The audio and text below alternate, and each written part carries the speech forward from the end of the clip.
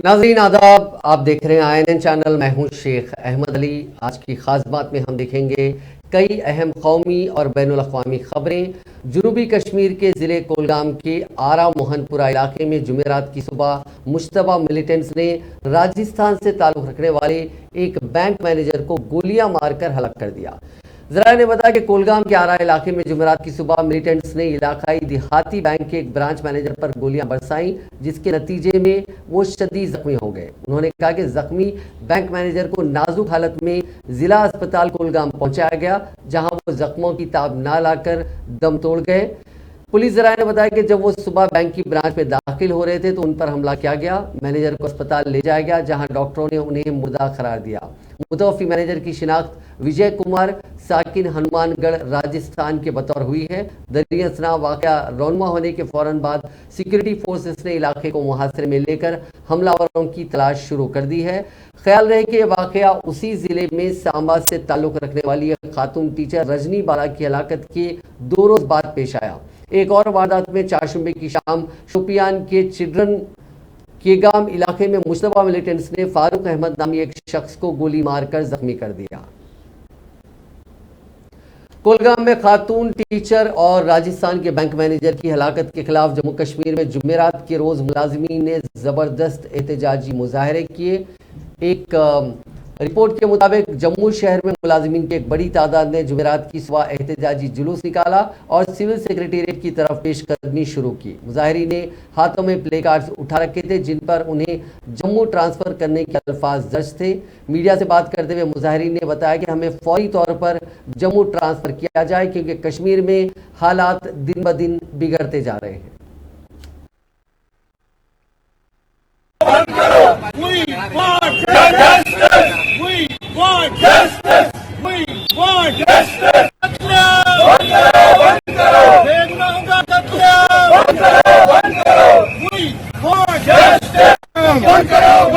जिस कश्मीर को खून से सींचा वो कश्मीर हमारा है। जिस कश्मीर को खून से सींचा वो कश्मीर हमारा है। मासूम का कत्लेआम बंद करो, बंद करो। मासूम का कत्लेआम बंद करो, बंद करो। मासूम का कत्लेआम बंद करो, बंद करो। इनोसेंट किलिंग्स को बंद करो, बंद करो। इनोसेंट किलिंग्स को बंद करो, बंद करो।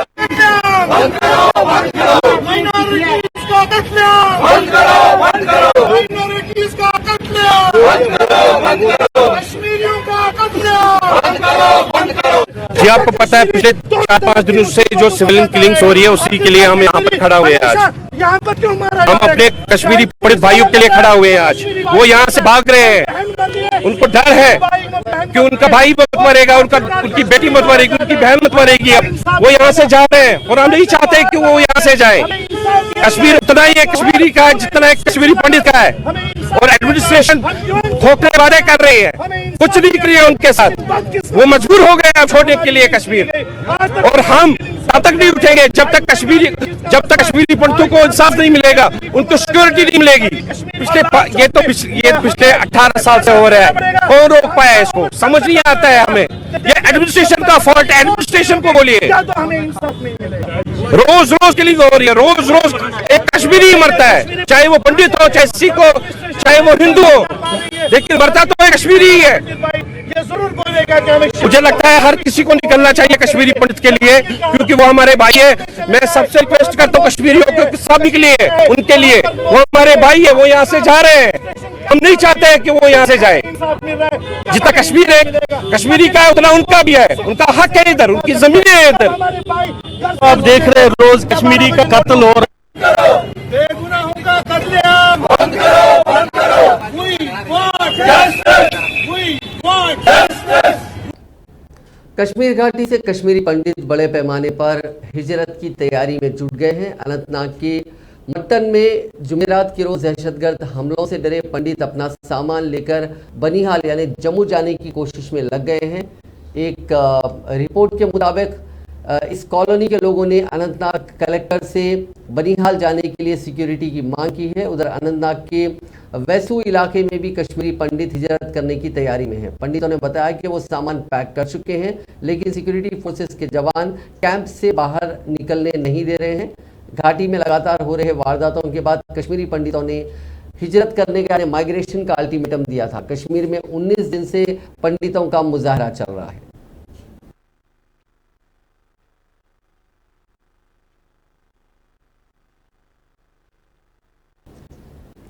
कांग्रेस पार्टी की उबूरी सदर सोनिया गांधी कोरोना वायरस से मुतासिर पाई गई हैं। हल्की अलामत जाहिर होने के बाद उन्होंने खुद को आइसोलेट कर लिया है। कांग्रेस के जनरल सेक्रेटरी रणदीप सिंह सुरजेवाला ने इसकी तस्दीक की है। कांग्रेस लीडर सुरजेवाला ने ट्वीट किया कि कांग्रेस सदर सोनिया गांधी गुज़िश्ता एक हफ्ते से ज्यादा वक्त से कायदीन और कारकुनों से मुलाकात कर रही थी, जिनमें से कुछ कोरोना से मुतासिर पाए गए हैं।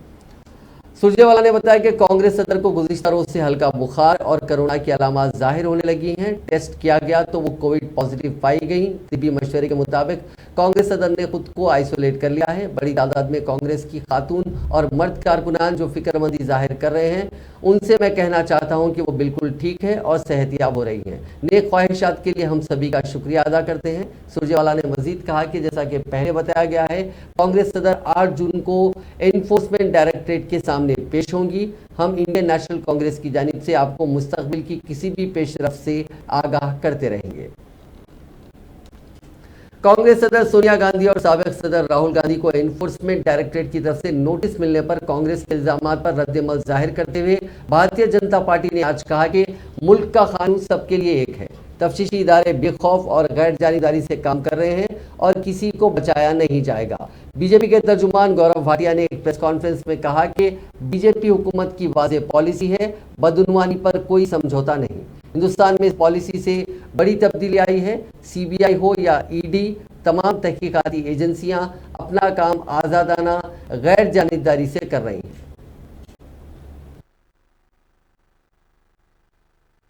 जैसा हमें पता है कि भारतीय जनता पार्टी की सरकार की एक नीति है, स्पष्ट नीति है, जीरो टॉलरेंस फॉर करप्शन। और इस नीति के तहत एक बड़ा बदलाव भारत में आया है।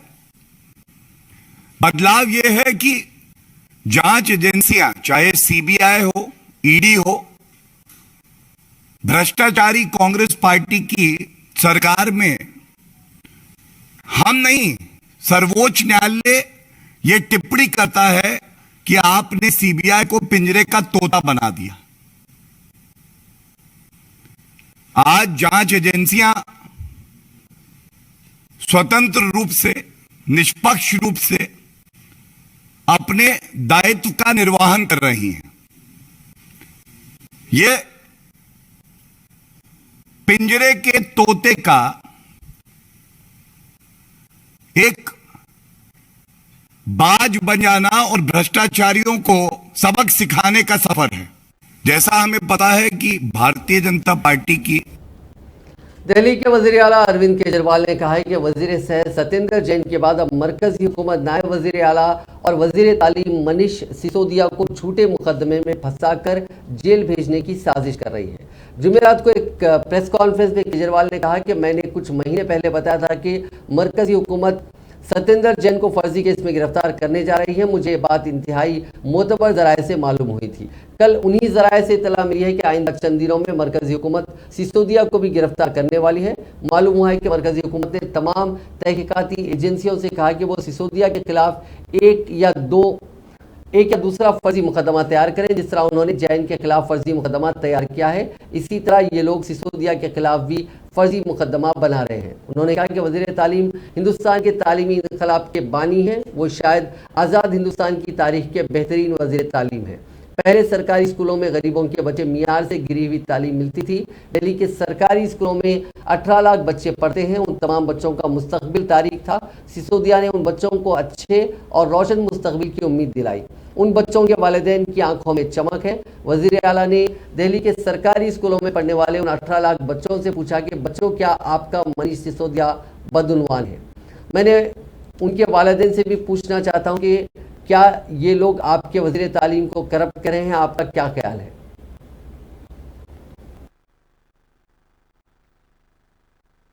हमें राजनीति समझ नहीं आती। कुछ लोग कहते हैं ये हिमाचल के चुनाव की वजह से किया जा रहा है, कुछ लोग कहते हैं ये पंजाब चुनाव के नतीजों का बदला लिया जा रहा है। हमें नहीं पता क्या कारण है। जो भी कारण है, हमें गिरफ्तार होने से डर नहीं लगता, पर सबको एक साथ करवा लो। आपने 5 साल पहले भी हम सब पे कई कई रेड करवाई थी, किसी के यहां 1 पैसे की चोरी नहीं मिली। हमारे 20 से ज्यादा एमएलए को गिरफ्तार किया गया, सारे के सारे कोर्ट से छूट के आ गए। सब मामलों में कोर्ट ने जांच एजेंसियों को खूब डांटा कि ये क्या कर रहे हो। आज हम हर जगह गर्व के साथ मजाक में कहते हैं कि हम सब लोग मोदी जी से ईमानदारी का सर्टिफिकेट लेके आए हैं।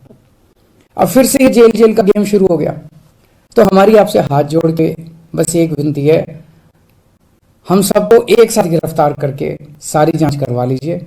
मुझे पूरा विश्वास है एक बार फिर से हम आपसे देश की सबसे ईमानदार और देशभक्त पार्टी का सर्टिफिकेट लेके जाएंगे। हमें राजनीति समझ नहीं आती। कुछ लोग कहते हैं ये हिमाचल के चुनाव की वजह से किया जा रहा है। कांग्रेस ने कहा है कि मुल्क में बड़े पैमाने पर गंदम की ब्लैक मार्केटिंग और जखीरा अंदोजी हो रही है, लेकिन हुकूमत उसके बारे में कुछ नहीं कर रही है। कांग्रेस के मीडिया सरबराह रणदीप सिंह सुरजेवाला ने जुमेरात को कहा कि मुल्क की मुख्तलिफ रियासतों जैसे उत्तर प्रदेश, उत्तराखंड, बिहार वगैरह में गंदम की खरीदारी और ना ही जखीरा अंदोजी की जा रही है। उन्होंने कहा कि गंदम की खरीदारी में जखीरा अंदोजी और ब्लैक मार्केटिंग वाज़ेह है। उत्तर प्रदेश में गंदम की खरीदारी का हदफ 60 लाख टन है, लेकिन खरीदारी सिर्फ 2,93,000 टन की गई है। इसी तरह बिहार में गंदम की खरीदारी का हदफ 10 लाख टन है, लेकिन खरीदारी 3,52,000 टन की ही की गई है। उत्तराखंड में गंदम की खरीदारी का हदफ 22 लाख टन था, लेकिन खरीदारी सिर्फ 20,000 टन की गई है। मोदी हुकूमत पर सवाल उठाते हुए सुरजेवाला ने कहा कि जखीरा अंदोजी और ब्लैक मार्केटिंग के जरिए गंदम की खरीदारी में कितने लाख करोड़ के घपले हो रहे हैं, फिर जखीरा अंदोजों और ब्लैक मार्केटिंग करने वालों के खिलाफ कार्रवाई और छापे क्यों नहीं मारे जाते। उन्होंने उसे गरीब मुतवस्सित तबके पर हमला करार देते हुए कहा कि अब वो महंगी गंदम खरीदने पर मजबूर हो गए हैं। अपने सैकड़ों गानों से लोगों के दिलों में हमेशा जिंदा रहने वाले मशहूर गुलकार के आखिरी रसूमात अदा कर दी गई। कोलकाता में इंतकाल के बाद आज वर्सोवा के शमशान घाट में उनकी आखिरी रसूमात अदा की गई। कृष्ण कुमार केनाथ यानी के की चिता को उनके बेटे निकुल ने नजर आतिश किया। के की आखिरी रसूमात अदा करने के मौके पर बेटे निकुल कृष्णा केनाथ के अलावा बेटी तुमरा अहलिया ज्योति कृष्णा और बड़ी तादाद में म्यूजिक इंडस्ट्री से वाबस्ता हस्तियां मौजूद थीं और के को नमनाक आंखों से अलविदा कहा। इस दौरान कई बॉलीवुड सितारे उन्हें याद करते नजर आए। इस दौरान अपने चहीते गुलकार के आखिरी दीदार के लिए लोगों का जमे गफीर उमड़ पड़ा। हजारों मद्दाहों ने के को आखिरी सलाम पेश करने के लिए वहां पहुंचे। इस दौरान मद्दाहों ने के अमर रहे के नारे भी बुलंद किए। इसके अलावा वहां मौजूद दुनिया मौसीकी से वाबस्ता तमाम हस्तियां भी जज्बाती नजर आई। बॉलीवुड सिंगर के की पोस्टमार्टम रिपोर्ट सामने आने के बाद उनकी मौत की वजह साफ हो गई है। डॉक्टर्स का कहना है कि मंगल के रोज कंसर्ट में ज्यादा एक्साइटेड होने की वजह से उनके दिल में 80% ब्लॉकेज हो गया था, जिसके चलते उनकी जान गई। बेहोश होने के बाद अगर उन्हें फौरी CPR दिया जाता तो उनकी जान बच सकती थी।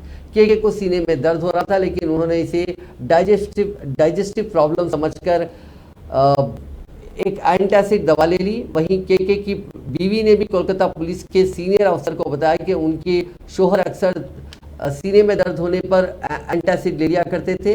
कंसर्ट के आसपास के वक्त भी के ने अपनी बीवी से कंधे और हाथ में दर्द की शिकायत की थी। इसके अलावा उनके होटल रूम में भी एंटासिड दवाएं मिली हैं। मशहूर पंजाबी सिंगर सिद्धू मूसेवाला का मर्डर लॉरेंस गैंग ने ही किया है। गैंगस्टर लॉरेंस के भांजे सचिन बिश्नोई ने दावा किया है कि ये कत्ल उसने किया। उसने कहा कि मैंने खुद सिद्धू मूसेवाला को गोलियां मारी हैं। खुद को सचिन बिश्नोई बताने वाले शख्स ने एक टीवी चैनल से वर्चुअल ID के जरिए बातचीत में ये दावा किया। उसने कहा कि हमने मोहाली में विक्की मिटखेड़ा के कत्ल का बदला लिया है। पहले उसने खुद को सचिन थापन बताया। जब रिपोर्टर ने उससे पूछा कि वो सचिन बिश्नोई बोल रहा है तो उसने कहा हाँ। उसने कहा कि गैंगस्टर मेरे आदर्श और मामा हैं। हालांकि कत्ल का दावा करने वाले असली सचिन बिश्नोई हैं, इसकी तस्दीक नहीं की जा सकती है। पंजाब के मशहूर सिंगर सिद्धू मूसेवाला के कत्ल के बाद सिक्योरिटी वापस लेने के मुद्दे पर हाई कोर्ट में गए साबिक वजीर ओपी सोनी की पिटीशन पर जवाब देते हुए पंजाब हुकूमत ने कहा कि 7 जून को सभी 424 लोगों की पूरी सिक्योरिटी बहाल कर दी जाएगी। सिर्फ घल्लूदारा दिवस को लेकर सिक्योरिटी में कटौती की गई थी। घल्लूदारा दिवस 6 जून को है और 7 जून को सबकी पुरानी सिक्योरिटी लौटा दी जाएगी। हाईकोर्ट ने पंजाब हुकूमत के वकील से पूछा कि जिन लोगों की सिक्योरिटी कवर जिन्हें दिया गया था उसमें कटौती क्यों की गई, क्या इसके लिए कोई खास वजह थी। इस पर पंजाब हुकूमत के वकील ने कहा कि ऑपरेशन ब्लू स्टार की बरसी 6 जून को है, इसीलिए एडिशनल फोर्सेस की जरूरत थी, तो इस वजह से 424 लोगों की सिक्योरिटी में टेम्पररी कटौती की गई थी। हाईकोर्ट में किसी शख्स को कितने सिक्योरिटी मुलाजिमीन की जरूरत है, इस पर भी कोर्ट ने रिमार्क किया। कोर्ट ने पंजाब हुकूमत के वकील से पूछा कि क्या सभी को एक एक गनमैन दे दिया है। इस पर हुकूमत के वकील ने कहा कि वो सभी की वापस ली गई सिक्योरिटी 7 जून को वापस कर रहे हैं, ये सिर्फ इस एक इवेंट की वजह से घटाई गई थी। गुजरात के मशहूर पाटीदार कायद हार्दिक पटेल आज बीजेपी में शामिल हो गए। इससे पहले कांग्रेस कायद श्वेता ब्रह्मभट्ट रियासती सदर सीआर पटेल की मौजूदगी में बीजेपी में शामिल हुई। बीजेपी में शामिल होने से पहले हार्दिक ने कोबा इलाके से बीजेपी ऑफिस कमलम तक रोड शो निकाला। इसके बाद दोपहर 12:39 पर विजय मुहूर्त में कमलम में रियासती सदर सीआर पटेल की मौजूदगी में उन्होंने केसरिया पहन लिया। इस दौरान मीडिया से बात करते हुए उन्होंने कहा कि मैं बीजेपी में शामिल नहीं हुआ हूं, बल्कि ये मेरी घर वापसी है। बीजेपी ज्वाइन करने से पहले उन्होंने एक ट्वीट किया था कि वो समाज की खिदमत की नीयत से आज ये अपनी जिंदगी का एक नया एपिसोड शुरू करने जा रहे हैं।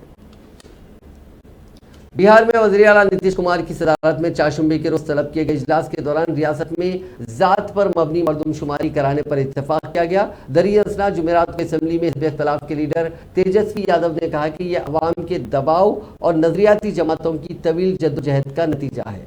जात पात की मरदमशुमारी कराने के फैसले को तारीखी करार देते हुए आरजेडी लीडर और साबिक नायब वज़ीर आला तेजस्वी यादव ने अपने ऑफिशियल ट्विटर हैंडल पर ट्वीट किया कि बिहार में जात पर मबनी मरदमशुमारी कराने का तारीखी फैसला लिया गया। इसके हक में अवामी दबाव और नजरियाती जमातों की तवील जद्दोजहद के बाद इजलास में इत्तेफाक राय से फैसला किया गया कि जल्द से जल्द मुकर्ररा मुद्दत के अंदर तमाम मज़ाहिब से ताल्लुक़ रखने वाली जातों पर मबनी मरदमशुमारी कराने की मंजूरी दे दी गई है।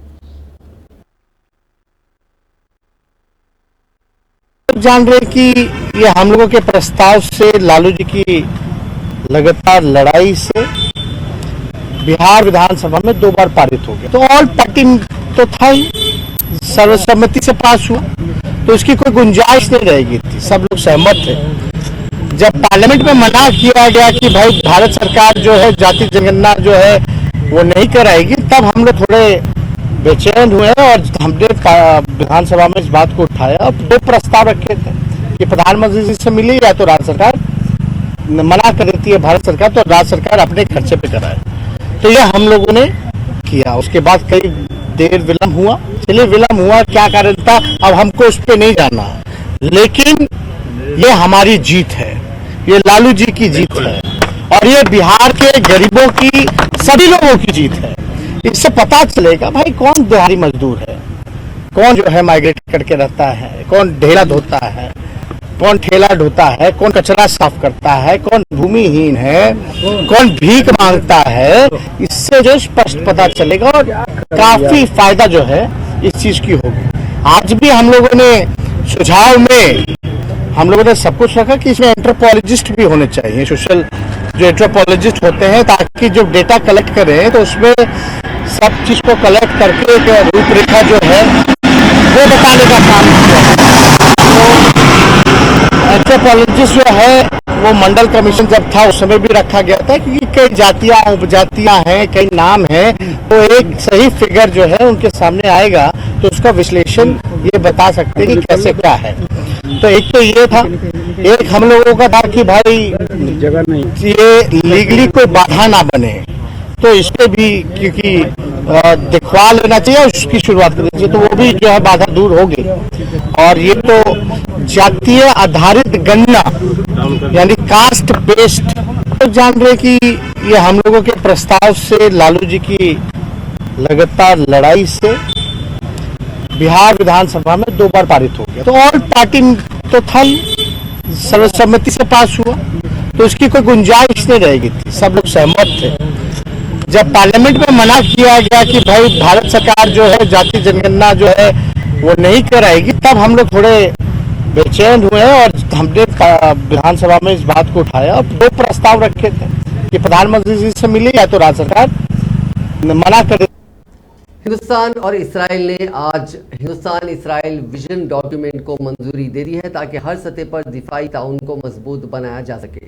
इसराइल के वजीर दिफा बेनी गेनिट्स ने जुमेरात को वजीर दिफा राजनाथ सिंह के साथ 2 तरफा मीटिंग की। इस दौरान विजन डॉक्यूमेंट की मंजूरी के बाद दोनों फरीकैन ने मुस्तकबिल की दिफाई टेक्नोलॉजी के शोबे में ताउन बढ़ाने के लिए एक खत का तबादला भी किया। दोनों वज़राए दिफा ने दिफाई सनत के शोबे से मुतालिक 2 तरफा इलाकाई और मुख्तलिफ उमूर पर तबादला ख्याल किया। उन्होंने फौजी सतह पर मौजूदा सरगर्मियों का जायजा लिया और इस बात पर इत्मीनान का इजहार किया कि कोविड वबाई इमराज के चैलेंजों के बावजूद इसमें इजाफा हुआ है। दोनों फरीकों ने दिफाई शोबे में ताउन बढ़ाने के तरीकों पर तबादला ख्याल किया और बातचीत में मुस्तकबिल की टेक्नोलॉजी से मुतालिक रिसर्च एंड डेवलपमेंट और दिफाई शोबे में मुश्तरका पैदावार पर खुसूसी जोर दिया गया। दोनों ममालिक ने बाहमी सलामती के चैलेंजों और स्ट्रैटेजिक और दिफाई उमूर से मुतालिक अपने ताल्लुकात पर मुश्तरका नुक्ते नज़र का इजहार किया। दोनों फरीकैन ने तमाम फोरम पर ताउन बढ़ाने के लिए मिलकर काम करने के अज़्म का इजहार किया। उन्होंने एक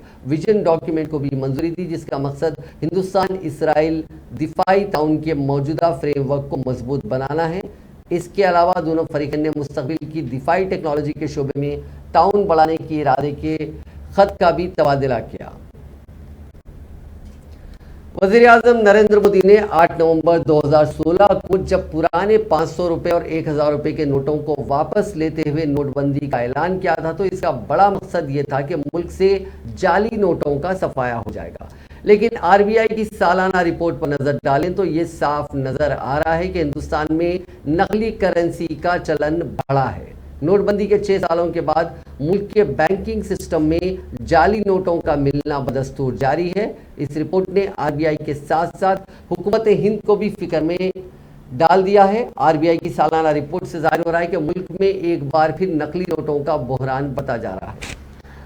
500 रुपए के जाली नोट सबसे ज्यादा पाए जा रहे हैं और 2021-22 में 500 के जाली नोट 2020-21 के मुकाबले 100% से ज्यादा पाए गए। रिपोर्ट में यह भी बताया गया कि 2021-22 में जाली नोटों की तादाद में गुज़िश्ता साल यानी 2020-21 के मुकाबले 10.7% का इजाफा हुआ। इसमें सबसे ज्यादा जाली नोट 500 रुपए वाले थे जिसमें 101.9% का इजाफा हुआ। 2021-22 में 2000 रुपए के जाली नोटों की तादाद में 54.16% का इजाफा हुआ। आरबीआई की रिपोर्ट के मुताबिक 10 रुपए के जाली नोटों की तादाद जहां 16.4% है या इसमें इतना इजाफा हुआ, वहीं 20 रुपए के जाली नोटों में 16.5% का इजाफा देखा गया। 200 रुपए के जाली नोटों का चलन भी आम हो गया है और 2020-21 के मुकाबले में 2021-22 में 11.7% 11.7% का इजाफा हुआ और 50 रुपए के जाली नोटों में भी 28.7% का इजाफा दर्ज किया गया। जहां तक 100 रुपए के जाली नोटों की बात है, इसमें 2021-22 में 16.7% का इजाफा देखने को मिला। काबिल जिक्र के जाली नोटों से मुल्क का माशी ढांचा कमजोर होता है, इससे महंगाई भी बढ़ती है क्योंकि बैंकिंग निज़ाम में नकद की रवानी बढ़ जाती है। जाली नोटों से मुल्क में गैर कानूनी ट्रांजैक्शंस में भी इजाफा होता है क्योंकि ऐसे ट्रांजैक्शंस में असल करेंसी का इस्तेमाल नहीं होता। आलमी इदारे सेहत ने कहा है कि दुनिया के 30 ममालिक में मंकी पॉक्स के 550 से ज्यादा मामलों की तस्दीक हुई है। WHO के डायरेक्टर जनरल टेड्रोस गैब्रियोसिस ने मीडिया से बात करते हुए कहा कि अब तक WHO को 30 ममालिक से मंकी पॉक्स के 550 से ज्यादा मामलों के बारे में इत्तलात मौसूल हुई हैं। WHO ने खदशा जाहिर किया है कि आने वाले दिनों में मंकी पॉक्स के मामलों में इजाफा हो सकता है। इसके पेश नज़र मुतासरा मुल्कों को अपनी निगरानी को वसी करने की ज़रूरत है ताकि वसीतर कम्युनिटी में मामले तलाश किए जा सके। गैब्रियोसिस ने कहा कि मंकी पॉक्स के मामलात मुतासर अफराद को उनकी मुनासिब देखभाल करने से भी रोके जा सकते हैं, इससे इन्फेक्शन का फैलना मुश्किल हो जाता है। उन्होंने कहा कि मंकी पॉक्स के मामलात अपने आप ही ठीक हो जाते हैं, लेकिन कुछ मामलात संगीन हो सकते हैं। मुल्क में एक बार फिर कोरोना की रफ्तार बढ़ने लगी है। लंबे वक्त के बाद कोरोना के मामले 2000 के ऊपर रिकॉर्ड किए गए हैं। पिछले 24 घंटों में 3712 मामले सामने आए। मंगल के रोज नए 2745 लोग पॉजिटिव पाए गए थे। एक तरह से देखा जाए तो नए कोविड केसों में 35.4% का उछाल आया है। वहीं 2584 मरीज कोरोना से ठीक हुए हैं। हालांकि अच्छी बात यह रही कि अमवात के मामले में गिरावट देखी गई है। बीते दिन सिर्फ 5 लोगों की मौत हुई थी। मुल्क में एक्टिव केसेस फिलहाल 18,131 दर्ज किए गए हैं।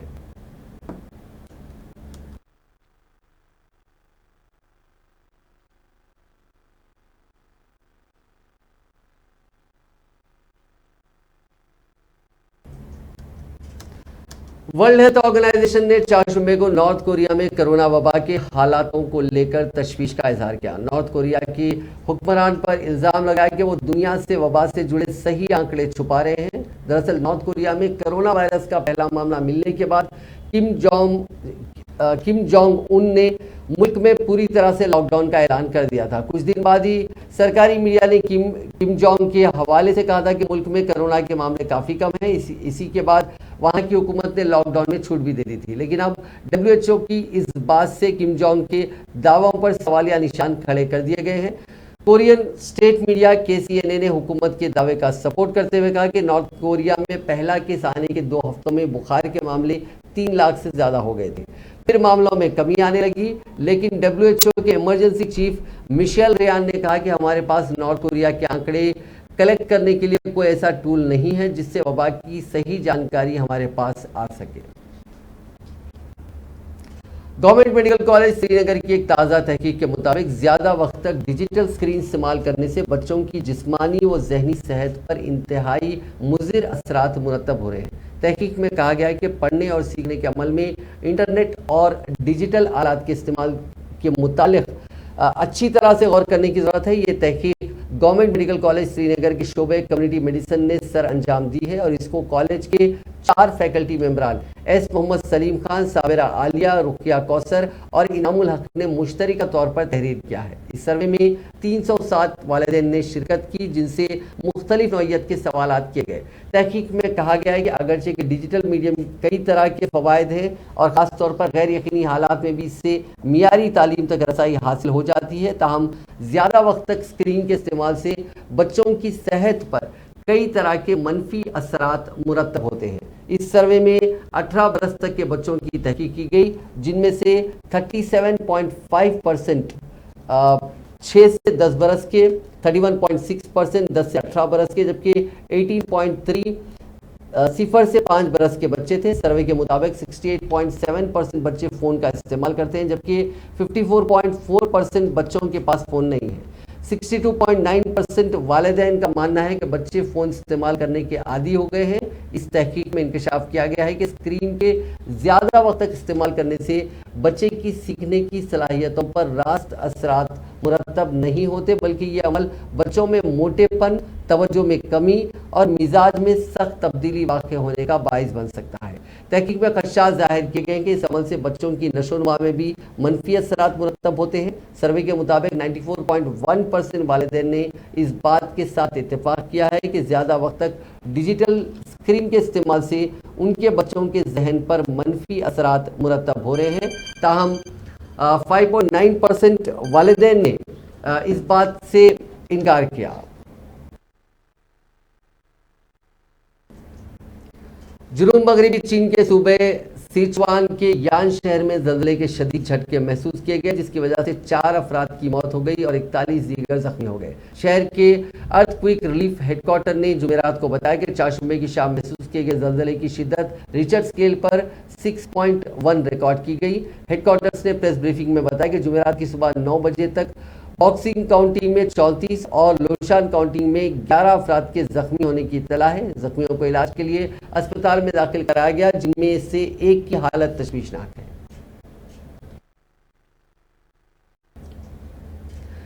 नाजरीन, आज की खास बात में बस इतना ही। आपसे कल मुलाकात होगी नई खबरों के साथ। आप देखते रहिए INN चैनल।